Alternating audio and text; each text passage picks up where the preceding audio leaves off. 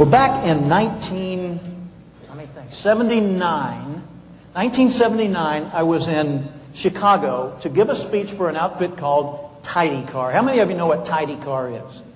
A few of you do. Tidy Car is an auto detailing company. And Tidy Car, back in those days, was a company which sold franchises for $1,500, a little kit. So you'd get this polishing material and this tool with which to do what they called preserve a shine. And you could go out and start your own auto detailing business. And they were selling these things like hotcakes. I mean, that was the heyday of franchising. So back in those days, lots of people were buying Tidy Car franchises, and Tidy Car realized they had to start training these people. So they brought in speakers like me to come and address them once every month or so around the country. Well, I was the flavor of the month for Chicago, so I showed up and I gave my speech. There was about maybe 200-300 people in the audience. At the end of my speech, a young guy, 19 years old, came up to me. Innocent-looking face, looked like he'd never even had a dirty thought. I mean, just, white hair, white eyebrows, and just this little smile on his face. His name was Tim Seward. And Tim Seward came up to me and he said, "Mr. Cathcart, could I sit with you at lunch?" And I said, "Certainly." So he sat with me, asked me 1,000 questions. At the end of lunch, he said, "One more question?" I said, "Sure." Do you have a quote or a slogan, a motto that you could give me as a daily motivator? And I said, "Well, let me think about that." I said, "I've got something better, Tim. I've got a question. And here's the question. Every day, ask yourself this question as often as you can remember to ask it. How would the person I would like to be do the things I'm about to do?" Don't think of someone else. Think of you in the future as you grow and mature and advance.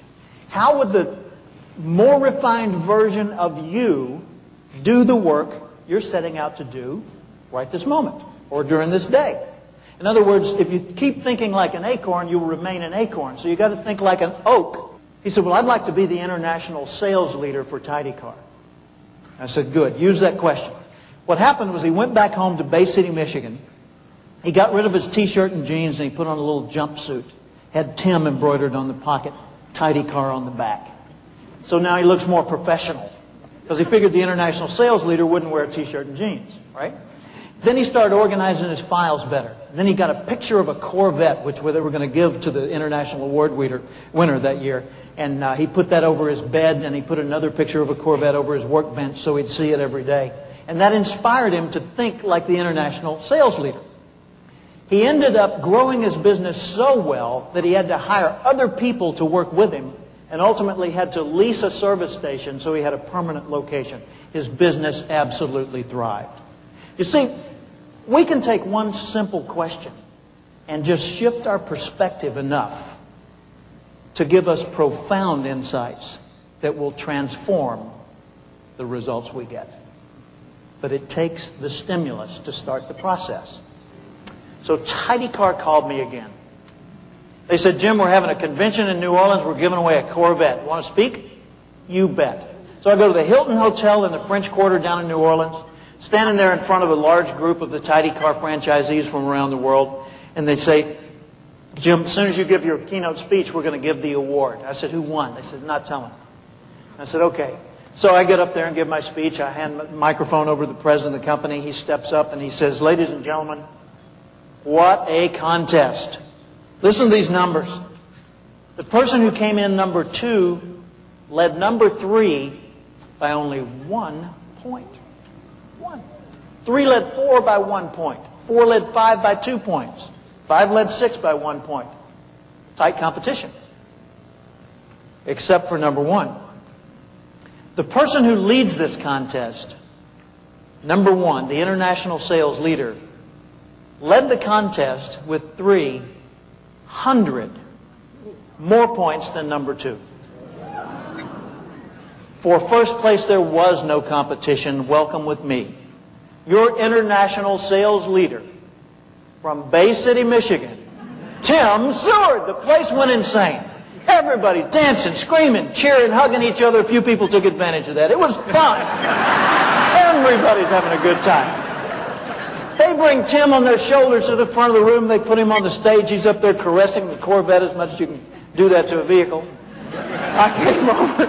I gave him a bear hug and I congratulated him. I said, Tim, what did you do? He said, I just did what you said in Chicago. I said, specifically.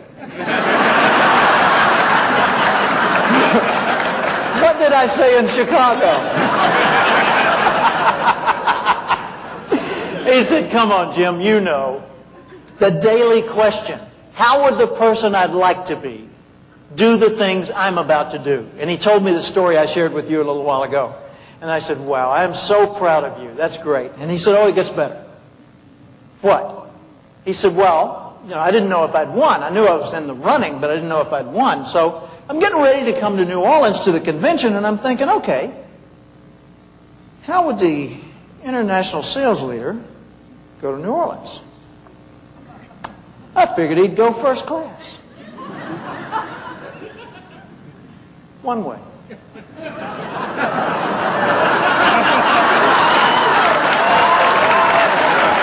I said, no, wait a minute, Tim. You didn't know you'd won. He said, correct. I said, but you bought a first class, one-way ticket to New Orleans, and you didn't know you were the winner. He said, right. I said, didn't that seem a little foolhardy? He said, hey, Jim, think I'll need a ride home? So 1998, here I am. I'm in Fort Myers, Florida, at the airport. I'm being met by a 39-year-old man, Tim Seward. 39-year-old man. He's driving me, not in a Corvette, but in his SUV. He's driving me to his home in Naples, Florida, where we're having dinner by his indoor pool. And he tells me about his life. Well, I sold my tidy car business, made a pretty good, bit of money on that. I sold that business after the one that I formed after Tidy Car, and then I built another business, and I just sold that business this last December, he said, for $7 million. He said, I'm 39 now, so I retired to Florida. He said, what I do now is I fly my wife and son around the world to see the places we want to see, and when I'm at home, I take classes to get my MBA. I said, Tim, I've just got one question. He said, what's that? I said, do you have a quote?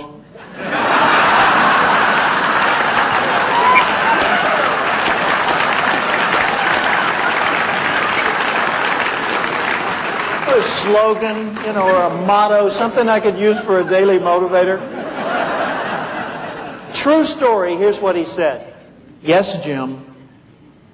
Ask yourself every day, how would the person I'd like to be do the things I'm about to do?